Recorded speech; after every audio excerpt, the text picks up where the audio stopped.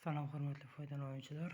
Bitta akamiz mana shu ilovani Android qurilmasida o'rnatib, ya'ni televizor qurilmasida o'rnatib, mana shu ilovani o'rnatib, uni ishlatishga harakat qilgan va o'rnatishda YouTube ishlamayotganlarga tavsiya qilgan. Bu ilova Android 9 dan yuqorisini ishlaydi. Android 7 televizorlarga to'g'ri kelmaydi, ishlamaydi. Ayni vaqtda bizning qo'limizda bu ilova, mana bu ilova.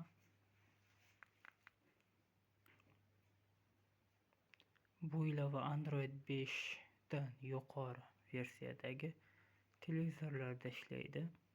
Praktikada shundan o'tgan. Hamma biladi bu ilovani.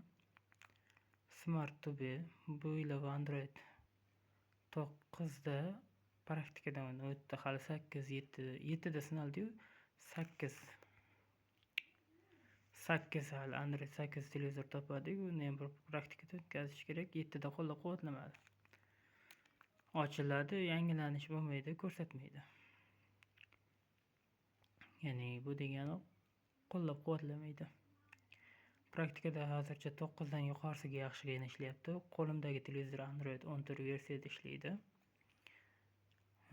Agarda sizda Android 7 lekin YouTube kirganda ilova xatosi tufayli otib yuborayotgan bo'lsa, mana bu brauzerdan foydalanib turasiz. Televizorning mana bu sichqoncha knopkasi bilan.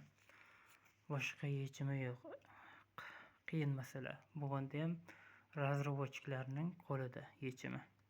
Dasturchilarning qo'lida bo'ladi. Televizorni programmistlarga olib borasiz, ular sizga mos dasturni topib beradi. Xolos shunaqa gaplar.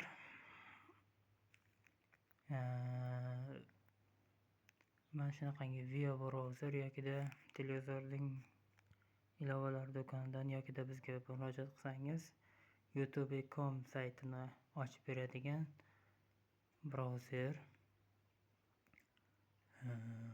televizoringizga moslab chiqarib tayyorlab berishimiz mumkin. Xullas, shunaqa gaplar. Xayr, sog' salomat bo'lingizlar.